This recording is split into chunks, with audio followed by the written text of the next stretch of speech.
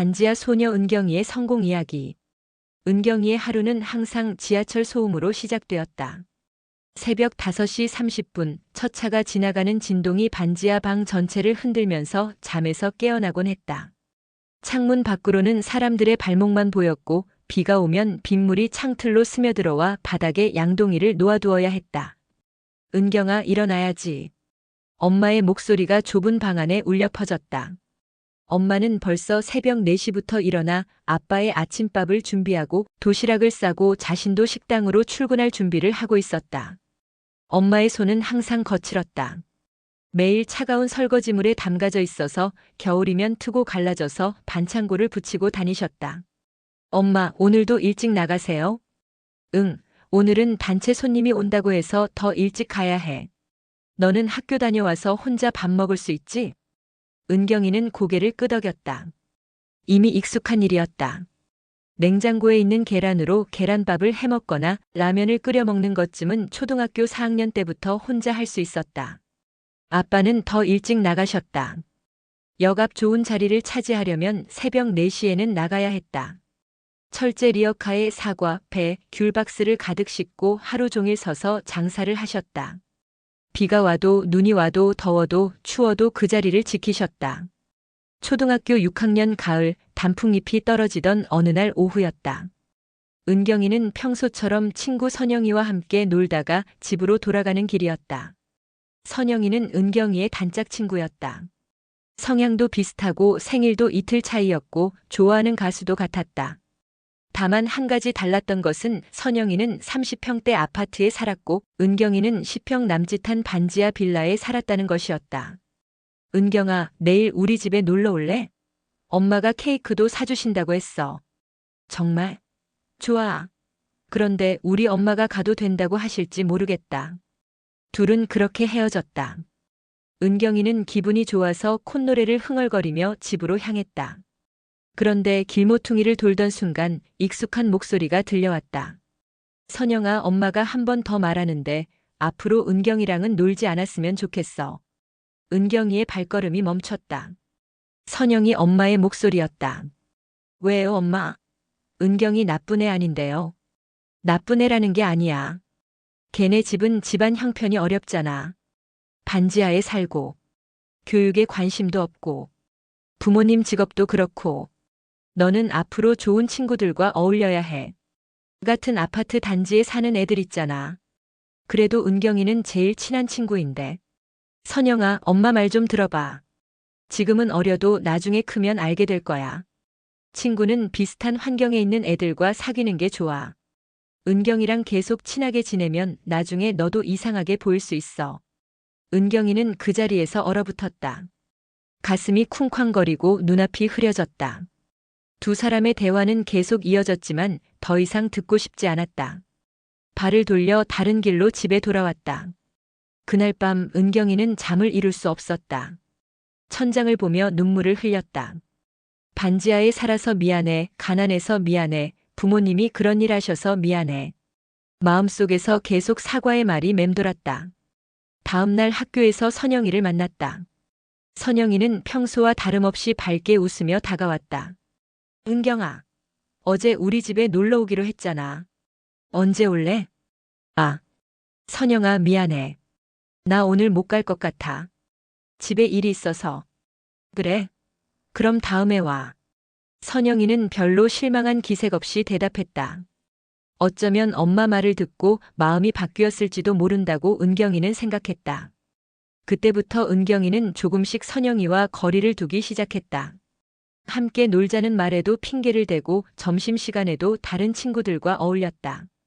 선영이는 처음에는 이상해했지만 시간이 지나면서 자연스럽게 다른 친구들과 더 많이 어울리게 되었다.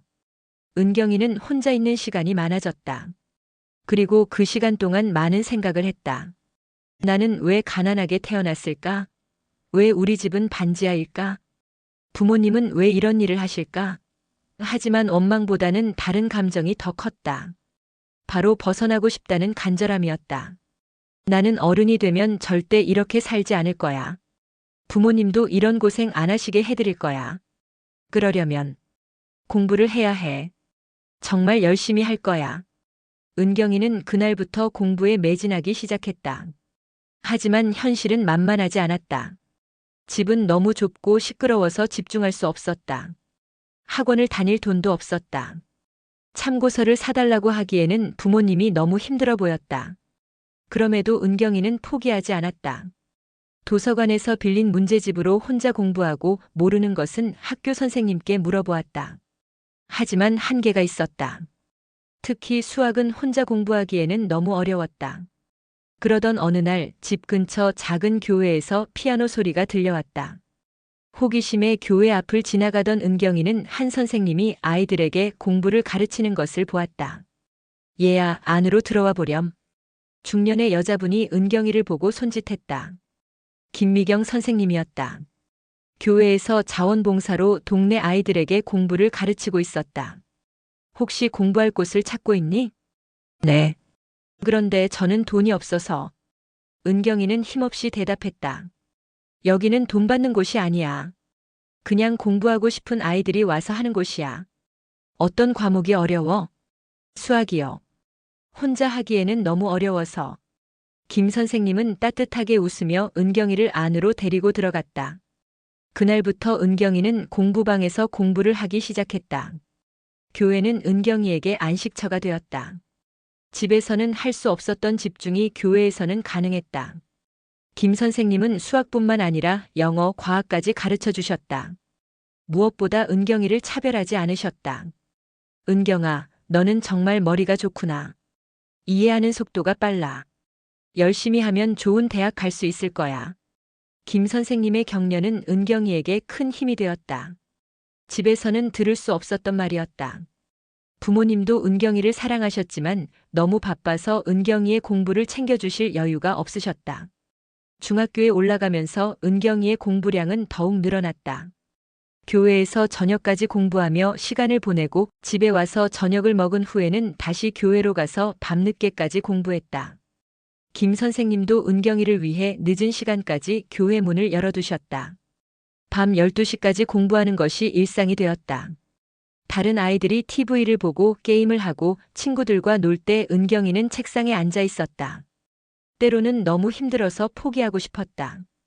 특히 겨울밤 추운 교회에서 혼자 공부할 때는 눈물이 나기도 했다.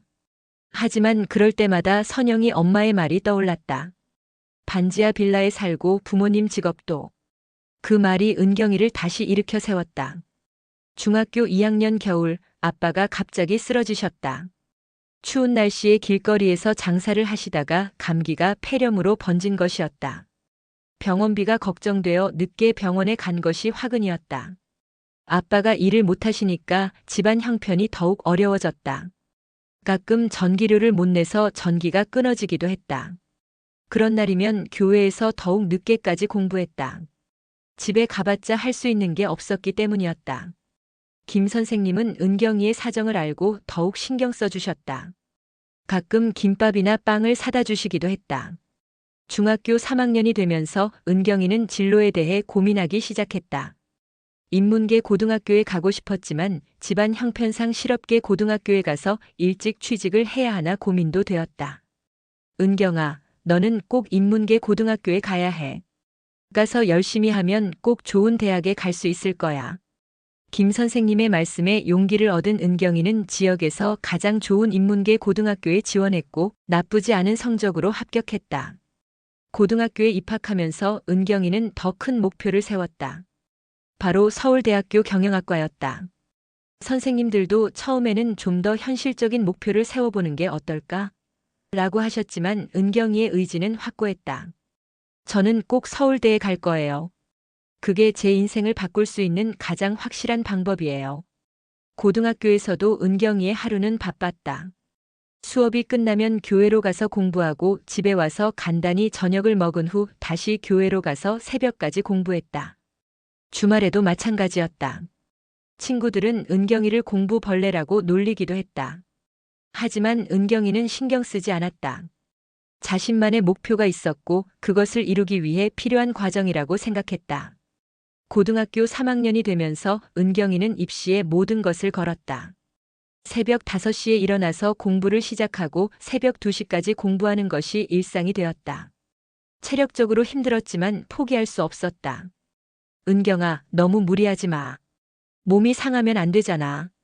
김 선생님도 걱정하셨지만 은경이는 멈출 수 없었다. 모의고사 성적은 계속 올라갔다. 학교에서도 상위권에 드는 성적이었다. 하지만 마음 한편으로는 불안했다. 정말 내가 서울대에 갈 수 있을까? 은경아, 자신감을 가져. 너의 실력은 이미 증명됐어. 김 선생님의 격려에도 불구하고 은경이의 불안은 계속되었다. 특히 아빠가 여전히 길거리에서 과일 장사를 하시고 엄마가 식당에서 설거지 일을 하시는 모습을 볼 때마다 빨리 성공해서 부모님을 편하게 해드려야겠다는 부담감이 더욱 커졌다. 드디어 수능 당일이 되었다. 부모님은 새벽부터 일어나셔서 은경이를 위해 정성껏 아침을 준비해 주셨다. 우리 딸 떨지 말고 평소처럼 하면 돼. 은경아, 아빠가 오늘 하루 종일 기도할 거야. 수능 성적이 나왔을 때 은경이는 자신의 눈을 의심했다. 모든 과목에서 1등급, 전국에서도 상위 1% 안에 드는 성적이었다. 선생님, 제가 해냈어요. 교회로 달려가서 김 선생님께 성적표를 보여드렸다. 김 선생님은 눈물을 글썽이며 은경이를 껴안아 주셨다. 정말 자랑스러워. 너의 노력이 결실을 맺었구나. 서울대 경영학과 합격 발표 날 인터넷으로 결과를 확인했을 때 은경이는 잠시 말을 잃었다. 합격이라는 두 글자가 보였다. 엄마, 아빠, 합격했어요. 서울대 합격했어요. 집 전체가 들썩였다. 부모님은 눈물을 흘리며 기뻐하셨고 김 선생님도 달려오셔서 함께 기뻐해 주셨다. 그 소식은 동네에도 빠르게 퍼졌다. 반지하 빌라에 살던 은경이가 서울대에 합격했다는 것은 기적 같은 일이었기 때문이다. 어떤 사람들은 신기해했고 어떤 사람들은 부러워했다. 몇 달 후 우연히 선영이의 소식을 들었다. 재수를 하고 있다는 것이었다. 대학에 떨어져서 재수학원을 다니고 있다고 했다. 은경이는 복잡한 심정이었다. 선영이를 미워하지는 않았지만 결국 절실한 사람이 승리하는구나라는 생각이 들었다. 대학 생활이 시작되면서 은경이는 새로운 도전을 했다. 학비와 생활비를 벌기 위해 아르바이트도 하고 공부도 열심히 해서 장학금도 받았다. 성적은 항상 상위권을 유지했다. 부모님, 이제 그만 고생하세요. 제가 돈 많이 벌어서 효도할게요. 그때마다 부모님은 이렇게 말씀하셨다. 은경아, 넌 공부하며 너 인생만 생각하면 돼. 우리는 신경 쓰지 않아도 괜찮아.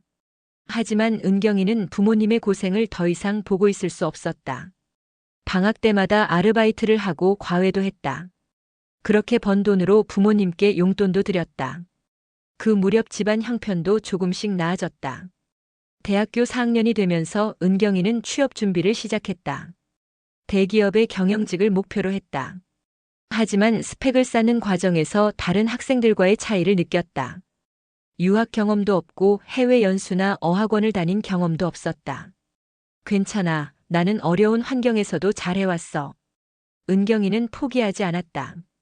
대신 실무 경험을 쌓기 위해 벤처기업에서 인턴십을 했고 취업 동아리에도 참여했다. 이론만이 아닌 실전 경험을 통해 자신만의 경쟁력을 만들어갔다. 마침내 은경이는 국내 굴지의 대기업에 합격했다. 경영기획팀에 배치되어 회사의 핵심 업무를 담당하게 되었다. 첫 월급을 받았을 때 가장 먼저 한 일은 부모님께 용돈을 드리는 것이었다. 은경아, 이렇게 큰 돈을 우리는 받을 수 없어.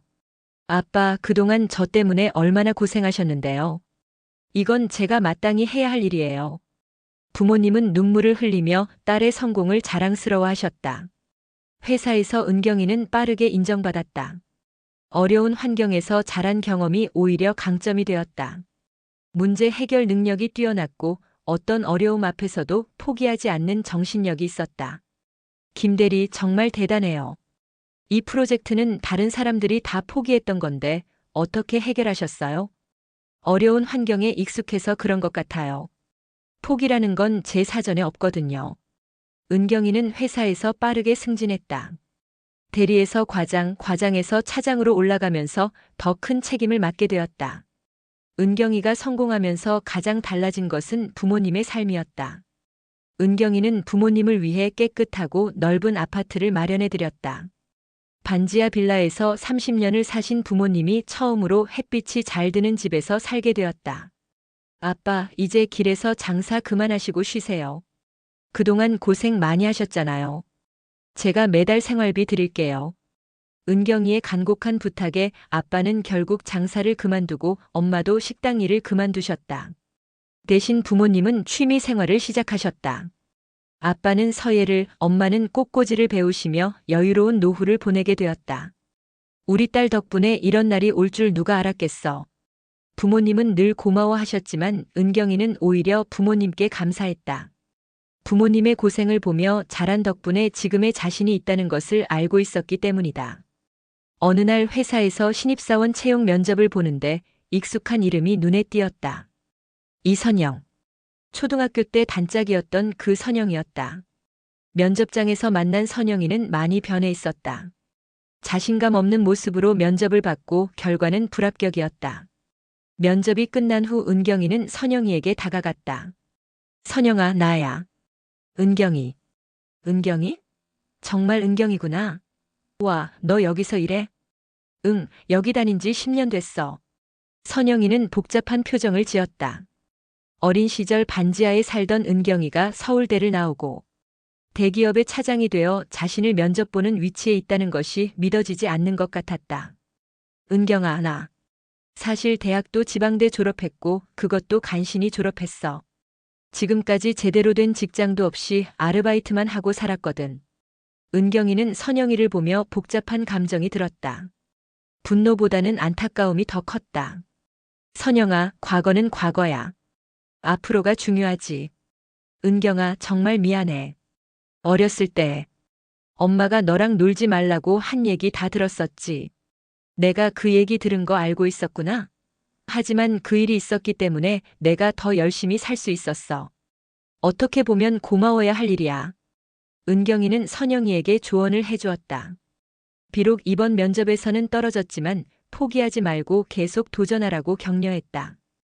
회사에서 15년을 일하며 부장까지 승진한 은경이었지만 마음속에는 더 큰 꿈이 있었다. 바로 창업이었다. 자신처럼 어려운 환경에서 자란 사람들에게 기회를 주는 회사를 만들고 싶었다. 정말 회사 그만둘 거야? 동료들은 믿을 수 없어 했다. 안정적인 대기업을 떠나 창업을 한다는 것이 이해되지 않았다. 난 더 큰 꿈이 있어. 많은 사람들에게 기회를 주고 싶어. 은경이는 과감하게 회사를 그만두고 창업을 했다. 처음에는 작은 컨설팅 회사로 시작했지만 점점 규모가 커졌다.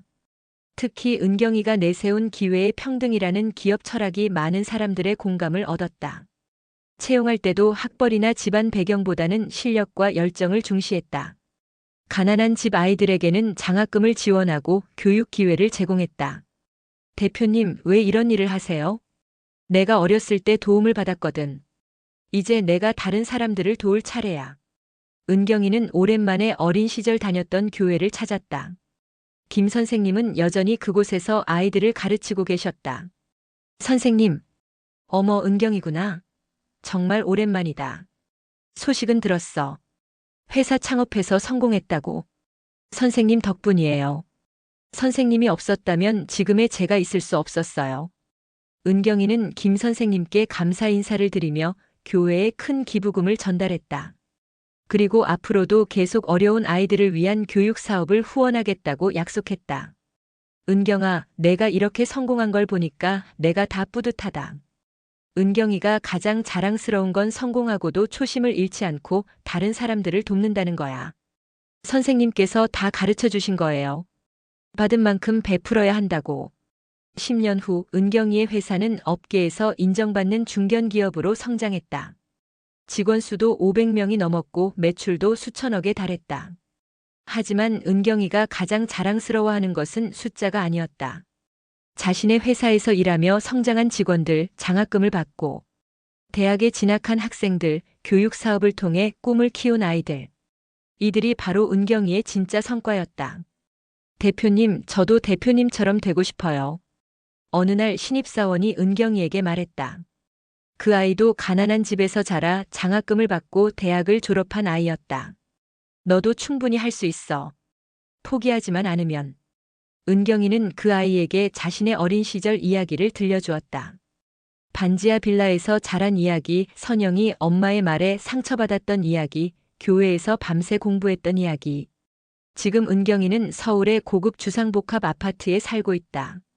부모님도 편안한 노후를 보내고 계시고 자신도 경제적으로 여유로운 삶을 살고 있다. 하지만 은경이에게 진짜 승리는 돈이나 지위가 아니었다. 어린 시절 선영이 엄마가 했던 말, 반지하 빌라에 살고 부모님도. 그 말에 상처받았던 소녀가 이제는 많은 사람들에게 희망을 주는 사람이 되었다는 것이 진정한 승리였다. 가끔 은경이는 옛날 살던 반지하 빌라 앞을 지나간다. 그곳에는 여전히 어려운 환경에서 자라는 아이들이 살고 있다. 은경이는 그 아이들을 보며 생각한다. 너희들도 할 수 있어. 지금은 어려워도 포기하지 마. 꿈을 가지고 노력하면 반드시 길이 열릴 거야. 그리고 그런 아이들을 위해 은경이는 오늘도 더 많은 기회를 만들어가고 있다. 교육 사업을 확장하고 장학금을 늘리고 가난한 집 아이들도 꿈을 포기하지 않게 도와주고 있다. 선영이와의 재회 이후 몇 년이 지났다. 선영이는 은경이의 조언을 받아들여 새로운 도전을 시작했고 지금은 작은 카페를 운영하며 안정된 생활을 하고 있다. 두 사람은 이제 진정한 친구가 되었다. 반지하 빌라에서 시작된 한 소녀의 꿈이 이제는 수많은 사람들의 꿈이 되었다. 가난은 부끄러운 것이 아니라 성장의 발판이 될 수 있다는 것을, 환경이 아무리 어려워도 의지와 노력이 있으면 꿈을 이룰 수 있다는 것을 은경이는 자신의 삶으로 증명했다. 그리고 오늘도 어디선가 새로운 은경이가 꿈을 키우고 있을 것이다. 그 아이들을 위해 은경이는 계속해서 길을 만들어갈 것이다.